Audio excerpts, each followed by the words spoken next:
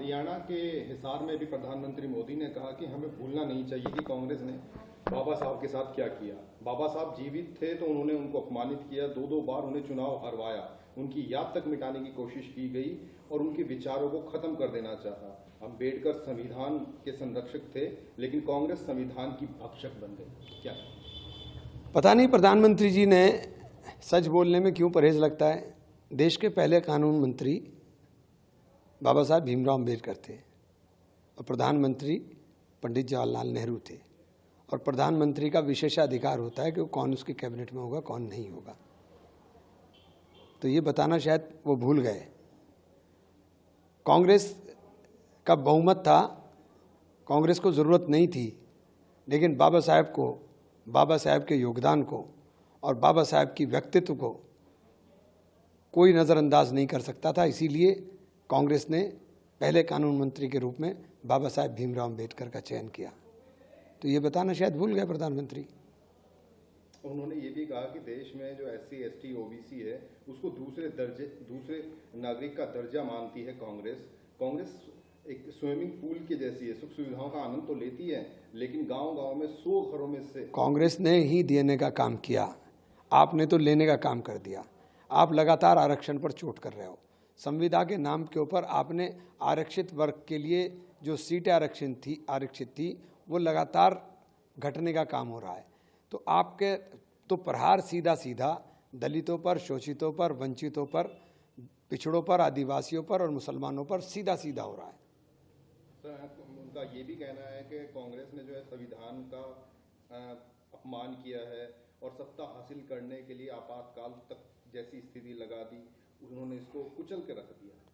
देखिए, संविधान का अपमान तो सबसे ज़्यादा आप कर रहे हैं। अभी वक्फ कानून ला करके आपने संविधान को रौंदने का काम कर दिया।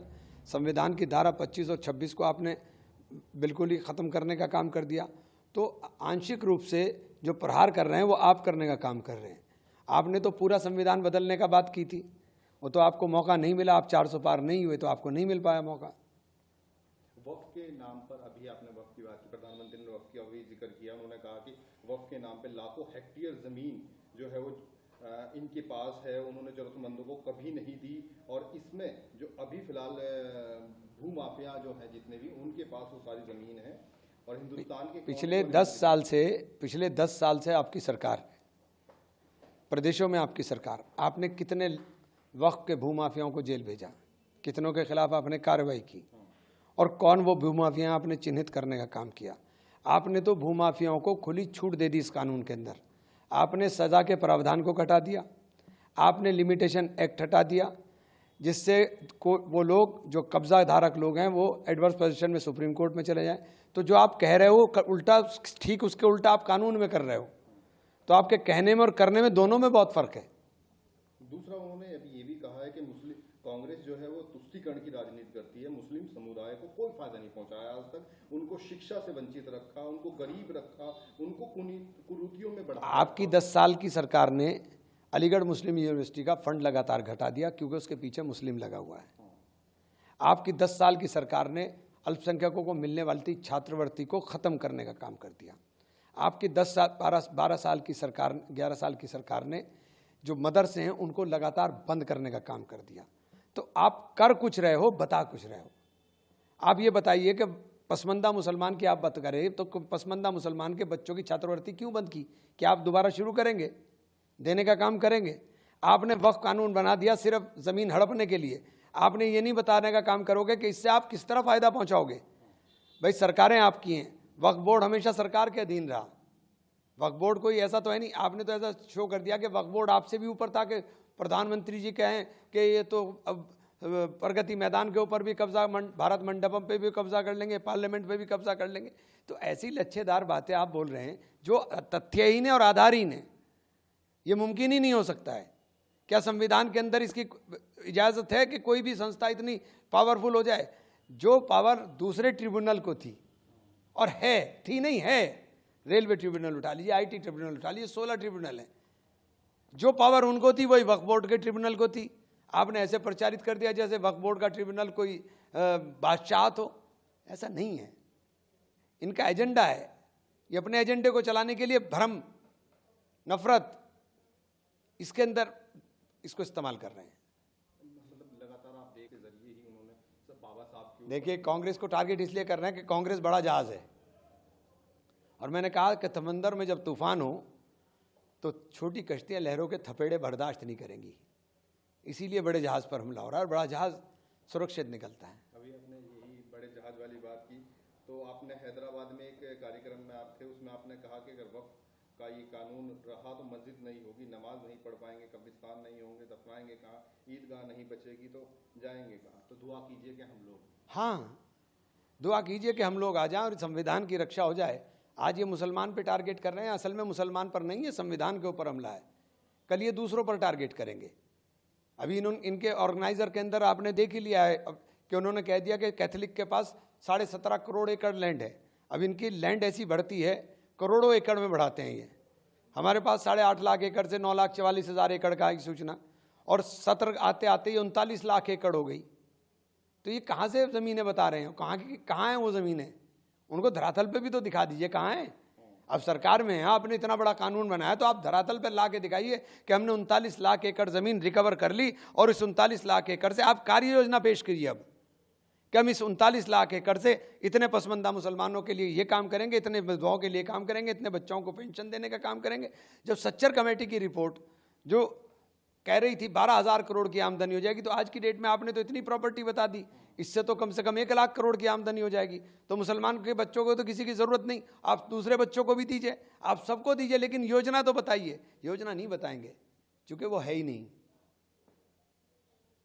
अच्छा, इसी कार्यक्रम में आपने कहा कि जिस दिन हम आएंगे उसी दिन घंटे भर में ही इलाज कर देंगे। हाँ, तो क्या हुआ, बीमारी का इलाज करने के लिए क्या हो, डेकाड्रोन का इंजेक्शन ही तो लगता है ना, तो लगा देंगे, क्या है। ये तो बहुत हल्के फुल्के अंदाज की बात है। जब लोकतांत्रिक तरीके से आप चुन कर आए तो आपने अपने अधिकारों का दुरुपयोग किया, आपने संख्या बल के आधार के ऊपर हमें रगड़ के डाल दिया। कभी कांग्रेस संख्या बल के आधार पर किसी को रगड़ेगी नहीं, ये निश्चित जान लीजिए, लेकिन संख्या बल के आधार पर आपने किसी के अधिकारों के ऊपर अगर चोट की है, किसी समाज के अंदर ये मैसेज दिया है कि तुम दूसरे दर्जे को, तो कांग्रेस उसको बहाल करेगी। अच्छा, वक्फ की कानून बनने के बाद में जगह जगह कई जगह ऐसे प्रदर्शन हो रहे हैं, हिंसात्मक चीजें भी हुई हैं। हिंसा की कोई जगह नहीं होनी चाहिए। मैं किसी भी हिंसात्मक प्रदर्शन की हिमायत नहीं करता हूं, और मैं तो इवन इस बात को भी मना करता हूं कि बहुत लोग इकट्ठा होकर के आपको प्रोटेस्ट करना है तो कानूनी दायरे में प्रोटेस्ट करें। अभी लड़ाई सुप्रीम कोर्ट में, सुप्रीम कोर्ट के अंदर हम लोग गए हैं, सुप्रीम कोर्ट में अपनी गुहार रखेंगे। सुप्रीम कोर्ट का निर्णय तो सर्वमान्य होता है। मुर्शिदाबाद में हुई हिंसा के बारे में बहुत दुखद है, बहुत दुखद है, और मुर्शिदाबाद में सरकार को सख्त कार्रवाई करनी चाहिए। दंगाइयों को बिना फर्क देखे हुए गिरफ्तार करना चाहिए। कौन दंगाई है, कौन दंगाइयों को उकसा रहा है, कौन दंगाइयों को भड़का रहा है, और कौन दंगा करा रहा है, इसके ऊपर सख्त कार्रवाई होनी चाहिए। मुख्यमंत्री योगी आदित्यनाथ कह रहे हैं कि ये वक्फ वाला जो कानून है, इनके पास ना कोई दस्तावेज था, कुछ साबित नहीं कर पाए, और उसके बाद अब जब ये सब अब बन गया है, रिकॉर्ड नहीं था इनके पास में, अब कार्रवाई। तो आपके पास तो है रिकॉर्ड, आपके पास है रिकॉर्ड ना, आपके पास रिकॉर्ड है। आपने तो 400-400 साल की मस्जिदों को कह दिया ये हमारी है, सरकारी संपत्ति पर है, जबकि सरकार का वजूद नहीं था, वो जबकि बनी हुई आप कह रहे हो सरकारी है। तो रिकॉर्ड तो आपके पास है। आपने 78% वक्फ की प्रॉपर्टी को कह दिया कि ये तो सरकारी है, और वक्फ बाय यूज़र के अंदर ये क्लॉज डाल दिया, तो इनकी संपत्ति, ये तो संपत्ति के मालिक बनने की बात कर रहे हैं। यही तो हम कह रहे हैं कि हमारे अधिकारों के ऊपर कुठाराघात है। टीले वाली मस्जिद लखनऊ के अंदर कितनी पुरानी, उसे ही बता रहे हैं सरकारी ज़मीन के ऊपर है। अब बताइए, जब सरकारों का वजूद नहीं था, देश में लोकतंत्र भी नहीं था, देश के अंदर अंग्रेज़ों का राज था या मुगलों का राज था, किसी और दूसरे का राज था, उस वक्त की प्रॉपर्टीज़ को भी अपनी बताने लगे, तो मैं क्या कह सकता हूँ इसमें। अच्छा, उन्होंने कहा कि कल पश्चिम बंगाल के मुर्शिदाबाद में 3 हिंदुओं को उनके घर से खींचकर मार दिया। बहुत दुखद है अगर ऐसा हुआ कहीं पर। देखिए, बहुत दुखद है कहीं ऐसा हुआ है। मुझे बहुत तकलीफ होगी, कोई भी बच्चा मरेगा, चाहे वो बच्चा हिंदू का है मुसलमान को। मुझे तकलीफ हुई जब आपकी पुलिस ने सीधे 5 बच्चों की छाती पर गोली मार दी, मुझे तकलीफ होगी। मैं इंसान हूं, मैं किसी इंसान की मौत के ऊपर खुश नहीं हो सकता हूं। किसी भी की भी मौत हो जाए, मैं बहराइच के वो बच्चा जिस छत के ऊपर खड़ा हुआ था उसकी मौत का भी मुझे उतना ही दर्द है जितना मुझे संभल के बच्चे की मौत का दर्द है। इंसानियत पैदा कीजिए, इंसान इंसान के अंदर फर्क मत पैदा कीजिए, और आंख पर पट्टी बांध लीजिए अगर न्याय करना है। अच्छा, एमपी साहब, आर्थिक अपराध करके जो भागा था मेहुल चोकसी, उसको बेल्जियम में गिरफ्तार कर लिया गया, पता नहीं आएगा नहीं आएगा, पता नहीं। उसका नाम मेहुल चौकसी है। आएगा या नहीं आएगा पता नहीं। पूर्व में है आप आज, और यहाँ बाबा साहब भी की जयंती आपने मनाई। अभी हमने देखा कि बहुत सारे समर्थक आपके मौजूद थे, जगह जगह कार्यक्रम हो रहे हैं, क्या कहेंगे? देखिए, अभी मैं कार्यक्रमों में भी जा रहा हूँ। आज हमारे लिए तो बड़ा सौभाग्य का दिन है कि हम बाबा साहब की जयंती को मनाने का काम कर रहे हैं, और हमने आज के दिन प्रण लिया है कि बाबा साहब के आदर्शों के ऊपर और बाबा साहब के संविधान की रक्षा के लिए हम लोग जी जान निछावर करने का काम करेंगे। क्योंकि संविधान रहेगा तो हम लोग रहेंगे। संविधान को ये ख़त्म करने की बात करेंगे तो हमारे अधिकारों को पामाल करने की बात करेंगे। बाबा साहब के जिस तरह के आपके प्रोग्राम लगे हुए हैं, क्या कुछ विशेष रूप से आप? नहीं, बाबा साहब के प्रोग्राम तो हर साल ही लगते हैं, हर साल जाते हैं, तो हम हर साल सब प्रोग्राम में कार्यक्रमों में शिरकत करते हैं। क्योंकि बाबा साहब की शख्सियत के बारे में जितना पढ़ें उतना कम है, जितना जाने उतना कम है। तो बाबा साहब को तो बाबा साहब एक अथाह समंदर है। जो आज हो रहा है, बाबा साहब ने बहुत साल पहले इस बात की कल्पना कर ली थी कि क्या होना है आगे। उन्होंने इसीलिए सब चीज़ों का संरक्षण दिया था संविधान में, और ये संविधान पर चोट कर रहे हैं। खड़गे जी ने भी प्रेस कॉन्फ्रेंस की है, उसमें कहा है कि भाजपा जो है वो बाबा साहब की बात तो करती है, लेकिन बाबा साहब ने जिस और चीज़ें कही थी शिक्षा को लेकर, ये उसी चीज़ का बजट घटा रहे हैं, उसको खत्म कर रहे हैं। लगातार अगर समाज शिक्षित नहीं होगा तो समाज तरक्की नहीं कर सकता। और ये लगातार एक समाज के बड़े वर्ग को